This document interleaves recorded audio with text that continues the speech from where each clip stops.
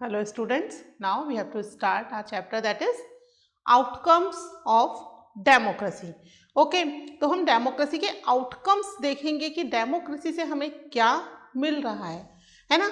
अभी तक हमने देखा था कि democracy is a very good form of government, है ना, कि इससे it enhance the dignity of the citizens and equality and so many things which makes it better than any other form of government. थोड़ा हमने class 9 का revision भी किया था लास्ट लेक्चर में।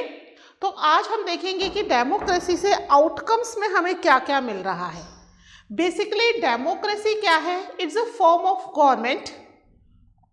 Which government? The representative of that government is chosen by the people, है ना। हम the citizen of the country, we choose the representatives of the government. If that representative cannot satisfy us, so we can change them in next election. हमारे पास बहुत सारी power है ना। हम उस पावर को थ्रू द वोट्स यूज करते हैं कि अगर गवर्नमेंट हमें सही आउटकम्स नहीं दे रही है तो हम क्या कर सकते हैं? वी कैन चेंज इट, है ना। तो डेमोक्रेसी ही एक ऐसी फॉर्म ऑफ गवर्नमेंट है जिसमें पीपल के हाथ में काफ़ी पावर होती है, जो कि गवर्नमेंट को पूरी तरीके से चेंज भी कर सकता है, सेम गवर्नमेंट को भी रिपीट कर सकता है। अब क्योंकि people have the power in their hand, तो गवर्नमेंट जो है वो कैसी होती है? डेमोक्रेसी के अंदर हम बात कर रहे हैं, ठीक है। डेमोक्रेसी के अंदर गवर्नमेंट कैसी होती है? Accountable,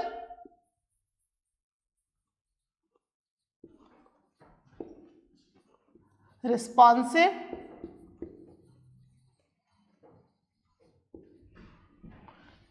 and legitimate.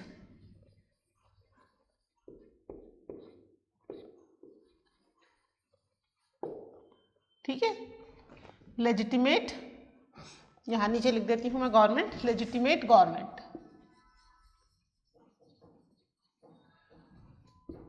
है ना। इस तरह की गवर्नमेंट होती है बेसिकली इन द डेमोक्रेसी। क्यों होती है? ये तीन तरह हमने लिखे हैं। इन तीन तरह की गवर्नमेंट क्यों होती है?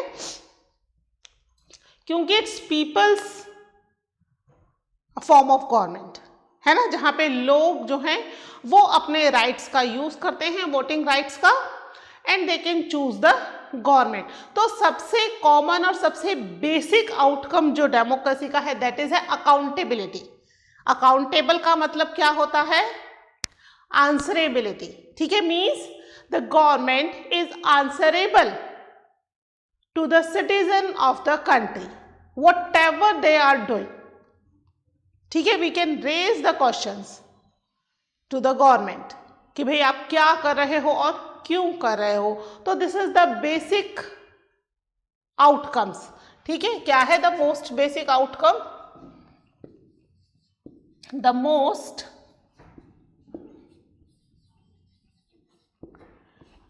बेसिक आउटकम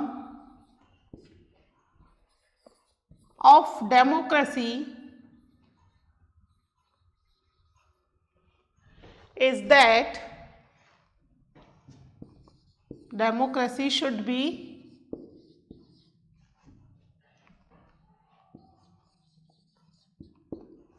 ठीक है, that it produce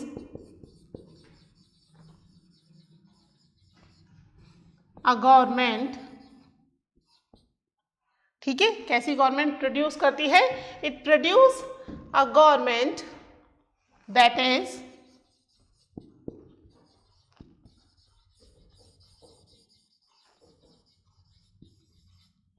ठीक है अकाउंटेबल, ठीक है। सबसे मोस्ट क्या है इसमें? Accountable to the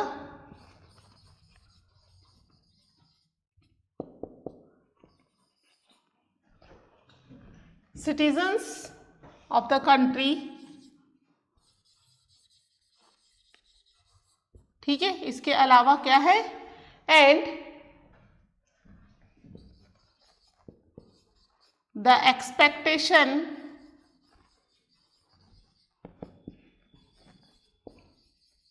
of needs and demands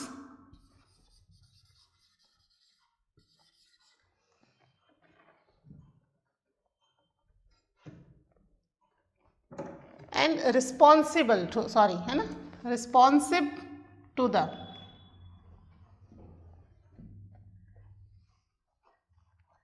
ठीक है, एंड एक मिनट इसको थोड़ा सा सूख जाने दीजिए फिर मैं लिखती हूँ, needs and expectation of the country.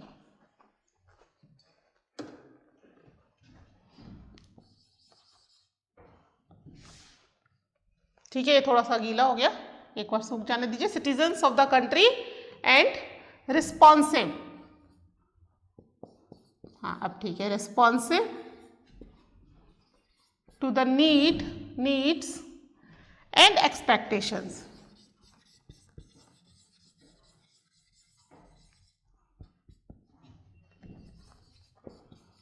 Of the citizens.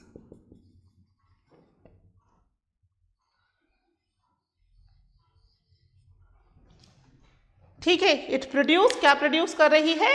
Accountable government. ठीक है, it produce a government which is accountable to the citizen of country and responsive है। किसके लिए रिस्पॉन्सिव है? For the need and expectations of the citizen of the country. ये इसकी क्या है? This is the most basic outcome. हम outcomes पढ़ रहे हैं डेमोक्रेसी के, तो डेमोक्रेसी ही एक ऐसी फॉर्म ऑफ गवर्नमेंट है जिसमें अकाउंटेबिलिटी या रिस्पॉन्सिबिलिटी होती है। अगर आप किसी और फॉर्म ऑफ गवर्नमेंट में देखो तो they are not bother about what they are deliberating to the citizen. ठीक है, क्या कर रहे हैं, what were the expectations of the citizens. In a non democratic government they are not bother about anything.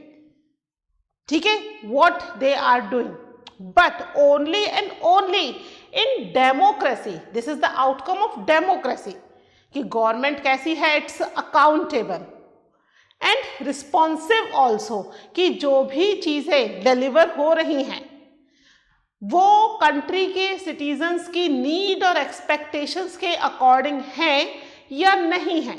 अगर नहीं है then again they are accountable. क्यों नहीं है?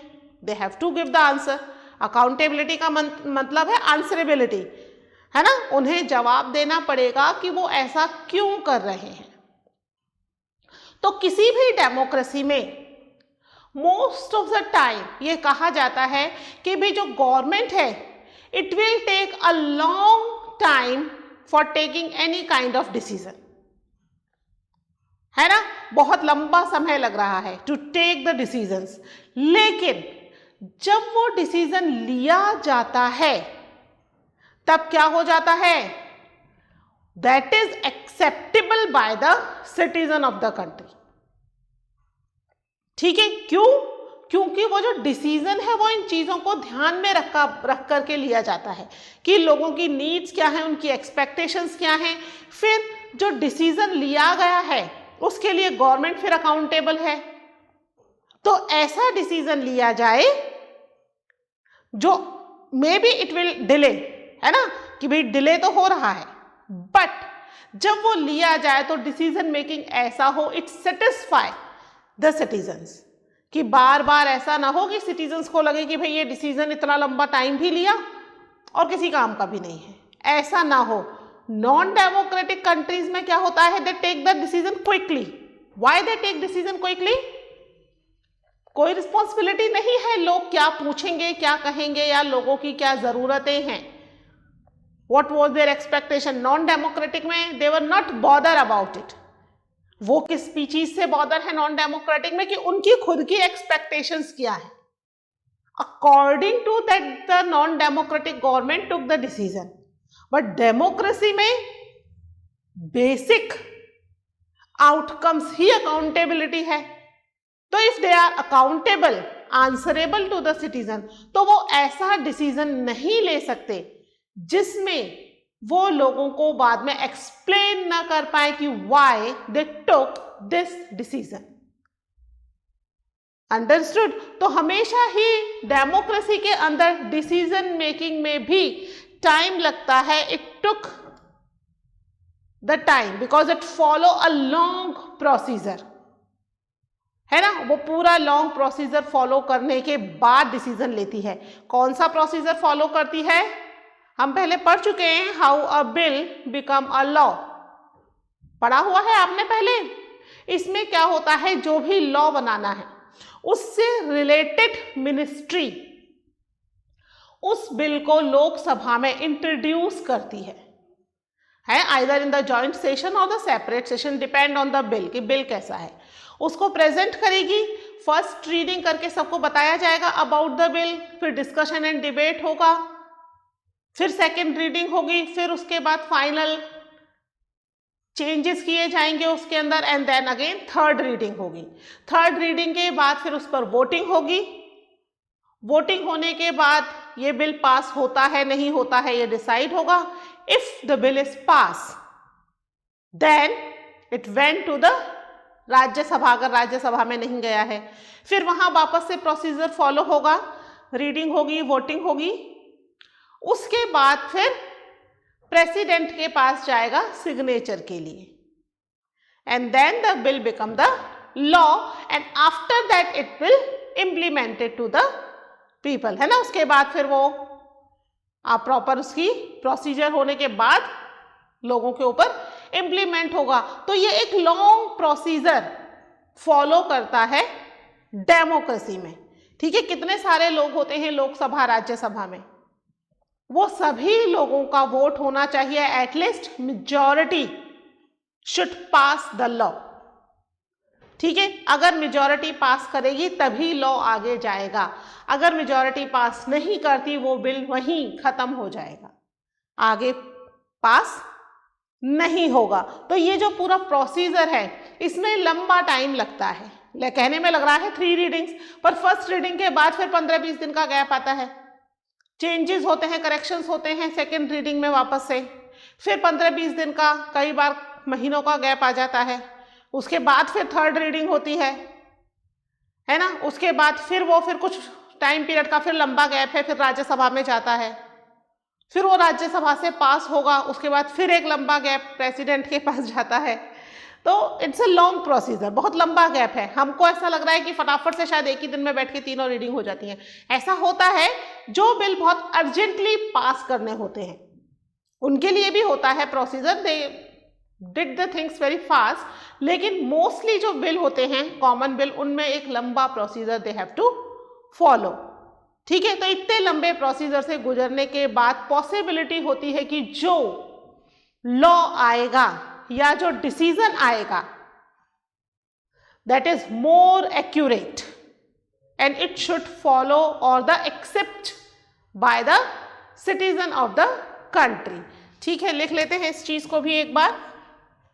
क्या है यहां पर? Democratic government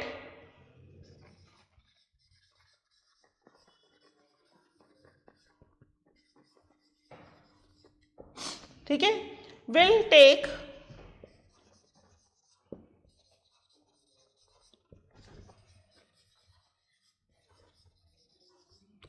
more time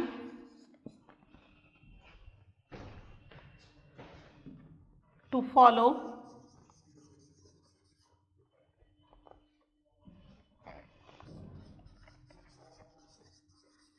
procedure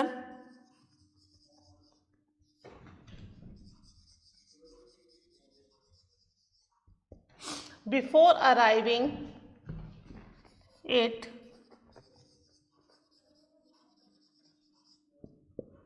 a decision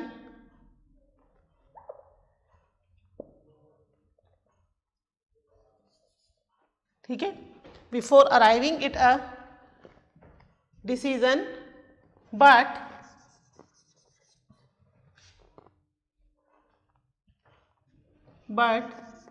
it decision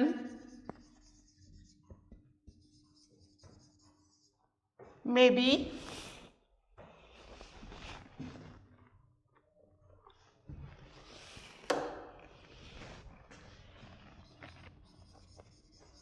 both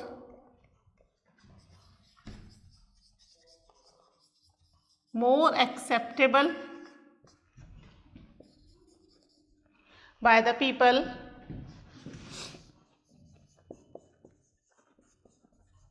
and more effective. ठीक है, because it took more time, तो क्या हो रहा है डिसीजन, पॉसिबिलिटी होती है कि दिस डिसीजन में be more acceptable by the people and more effective, effective भी बहुत होगा एंड साथ ही एक्सेप्टेबल भी होगा। ठीक है, क्योंकि क्या कर रहा है, it follow a procedure, not only procedure, a long procedure, है ना, that's why it took more time to follow the long procedure. तो इसलिए इसकी पॉसिबिलिटी होती है कि ये ज़्यादा इफेक्टिव और ज़्यादा एक्सेप्टेबल होगा।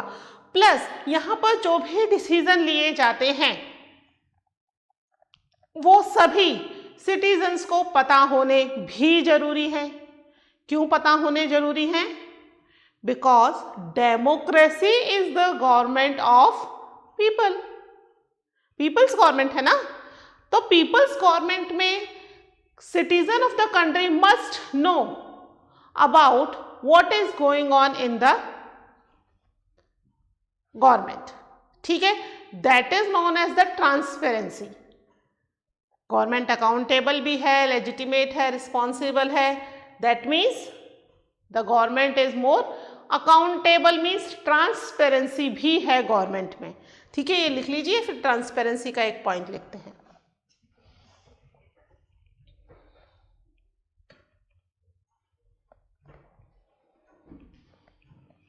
ठीक है, इसको रब कर रही हूं।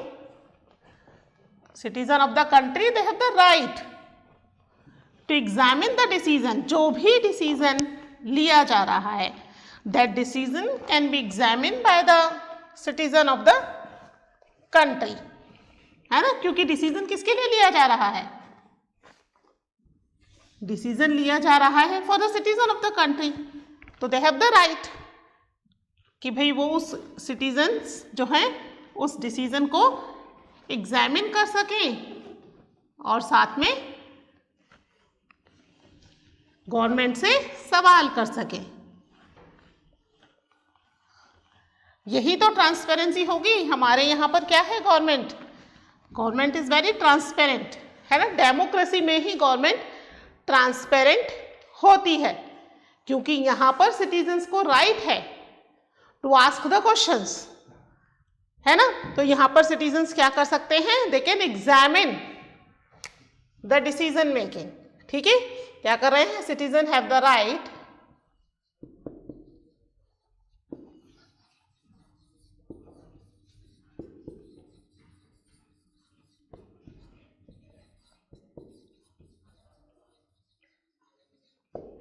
to examine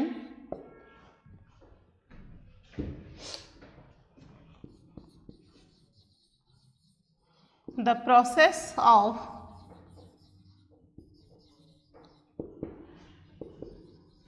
decision making। ठीक है, दिस इज, ठीक है, is I, this is known as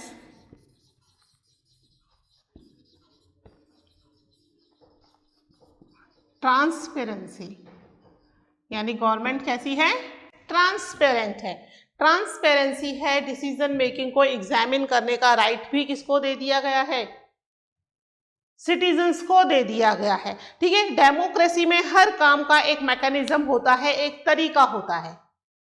ठीक है, and the representative of the government or the citizen of the country, they have to follow that particular mechanism, है ना, उस तरीके से ही काम को आगे बढ़ाना है।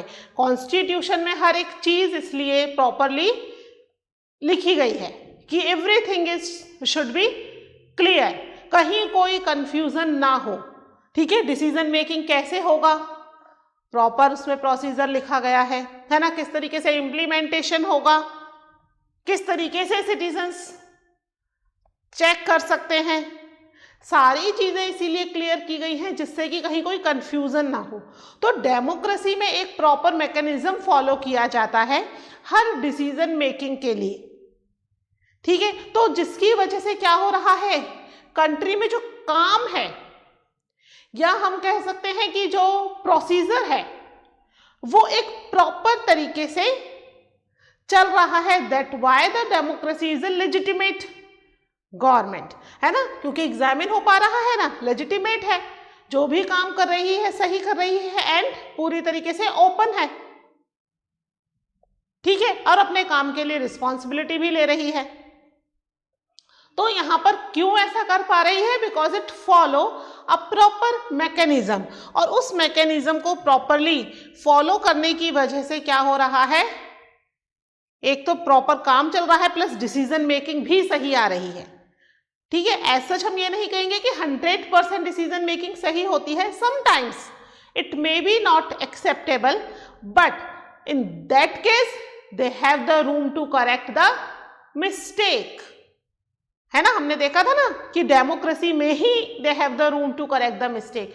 अदर फॉर्म ऑफ गवर्नमेंट में तो फिर उनके ऊपर ईगो पर बात आ जाती है कि गलत हम कैसे गलत कर सकते हैं, है ना। डेमोक्रेसी में क्योंकि पीपल्स गवर्नमेंट है, हमारे रिप्रेजेंटेटिव है, हमने चूज किया है, तो अगर उनकी गलती है तो बेसिकली गलती हमारी है क्योंकि हमने गलत को चूज किया, तो कलेक्टिव रिस्पॉन्सिबिलिटी हो गई डेमोक्रेसी के अंदर। तो इसलिए यहां पर गलतियों को छुपाने की बजाय क्या कर दिया जाता है, सही करने में विश्वास रखा जाता है कि गलती छुपाने से कुछ नहीं होगा, क्योंकि छुपाने से क्या होगा, एक की जिम्मेदारी नहीं, ये तो कलेक्टिव रिस्पॉन्सिबिलिटी है ना। आपने देखा होगा ना, कई बार होता है कि कोई किसी एक पार्टी का नेता बयान दे देता है, कुछ भी बात बोल देता है, पूरी पार्टी को ब्लेम किया जाता है।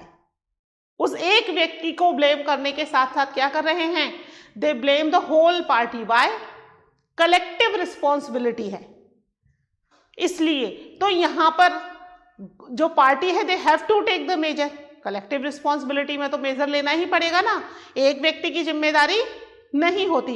And because we are the people those who choose the representative, तो कहीं ना कहीं वो जिम्मेदारी हमारी भी हो गई कि we have chosen the wrong person. हमारे पास बहुत सारे ऑप्शंस होते हैं, हमारी कंट्री तो मल्टी पार्टी है ना, we have so many options, तो फिर हमने इस व्यक्ति को क्यों चुना, तो हमारी भी रिस्पॉन्सिबिलिटी, कलेक्टिव रिस्पॉन्सिबिलिटी हो गई। वो व्यक्ति अपने आप से तो गवर्नमेंट में, कोई भी व्यक्ति नहीं आ सकता अपने आप से गवर्नमेंट में without acceptance of the citizen. हम जब तक व्यक्ति को चूज नहीं करेंगे, not even prime minister, not even a single MP और MLA can form the government without our expectation selection, ठीक है, हम जब तक उनको सेलेक्ट नहीं कर रहे। तो यहां डेमोक्रेसी के अंदर एक प्रॉपर प्रोसीजर फॉलो हो रहा है, ठीक है, जिससे कि सिटीजन्स जो हैं वो गवर्नमेंट के ऊपर होल्ड रखती हैं, और फाइनली वही मैकेनिज्म डिसीजन मेकिंग में भी फॉलो हो रहा है। तो डिसीजन मेकिंग भी क्या हो रही है, प्रॉपरली सही तरीके से डिसीजन मेकिंग हो रही है, ठीक है। यहां क्या हो रहा है डेमोक्रेसी में, democratic government developed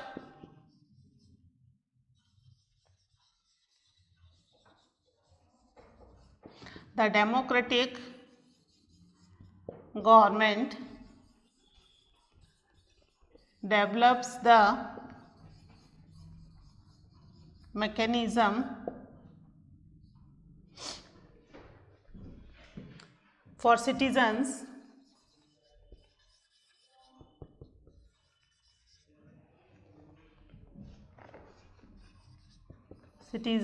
to hold the government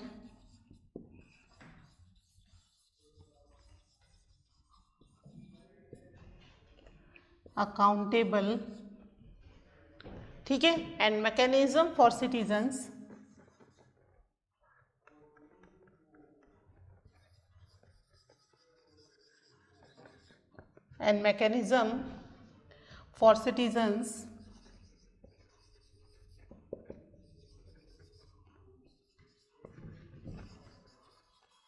to take part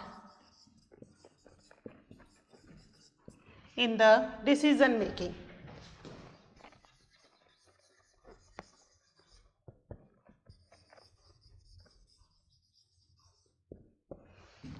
ठीक है, गवर्नमेंट को अकाउंटेबल करने का मैकेनिज्म है, किस तरीके से गवर्नमेंट को हम अकाउंटेबल कर सकते हैं, साथ ही हम क्या कर सकते हैं, we can take the part in the decision making process. समझ में आई ये बात, कैसे गवर्नमेंट बहुत ट्रांसपेरेंट है, जो भी डिसीजन लिया जा रहा है दैट इज फाइनली किस पर इम्पोज होगा, हमारे ऊपर। ठीक है, if the decision is not correct तो they are accountable to us and we can demand for changing the decision. और हम क्या कर सकते हैं, गवर्नमेंट को ज़्यादा अकाउंटेबल बनाने के लिए एक प्रॉपर मैकेनिज्म है, that is the voting system, properly regular free and fair elections. ठीक है, जिसके थ्रू गवर्नमेंट क्या हो जाएगी, मोर अकाउंटेबल, हम नहीं चूज करेंगे अगली बार। ठीक है, साथ ही में एक मैकेनिज्म है जिससे सिटीजन्स भी पार्ट ले सकते हैं इन द डिसीजन मेकिंग। किस तरीके से हम डिसीजन मेकिंग में पार्ट ले सकते हैं,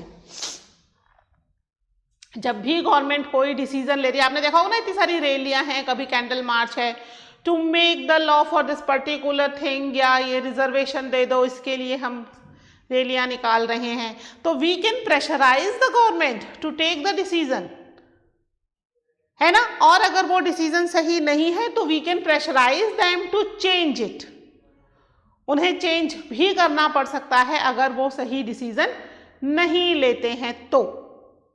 ठीक है, तो इस तरीके से हम देखते हैं कि जो गवर्नमेंट है that is accountable, responsive and legitimate. ये लेजिटिमेट गवर्नमेंट है जो कि क्या कर रही है, डेमोक्रेसी में ही है, and it produce the most basic outcomes of the democracy. ये डेमोक्रेसी के मोस्ट बेसिक आउटकम्स हैं तीनों। ठीक है, अकाउंटेबिलिटी, रिस्पॉन्सिव या रिस्पॉन्सिबिलिटी या और लेजिटिमेट। ठीक है, जिसके थ्रू गवर्नमेंट हमारे लिए ज़्यादा रिस्पॉन्सिव तो है ही, लेजिटिमेट है, अकाउंटेबल भी है। अगर वो नहीं होती है इन केस तो हम क्या कर सकते हैं, there is a proper mechanism, है ना, प्रॉपर मैकेनिज्म है जिसके थ्रू हम गवर्नमेंट को प्रेशराइज कर सकते हैं to take the decision for us. ठीक है, और अगर गवर्नमेंट नहीं लेती है तो फिर हमारे हाथ में तो पावर है ही, we have the right to change the government in the next election. ठीक है, तो कुल मिला के सारी रिस्पॉन्सिबिलिटी किस पर आ गई, the citizen of the country, है ना, क्योंकि डेमोक्रेसी ही एक ऐसी गवर्नमेंट है which is for people, by people and to the people. तो इसलिए यहाँ पर डेमोक्रेसी के जो बेसिक आउटकम्स हमने देखे हैं वो प्रोड्यूस करना डेमोक्रेसी में बहुत ही इंपॉर्टेंट है। विदाउट इट कोई भी कंट्री डेमोक्रेटिक नहीं हो सकती है। ठीक है, तो ये आप पॉइंट्स नोट डाउन कर लीजिएगा, बुक में से भी रीड कर लीजिएगा। If you have any problem then we can discuss it. ठीक है, मिलते हैं in the next lecture. Till then take care, bye.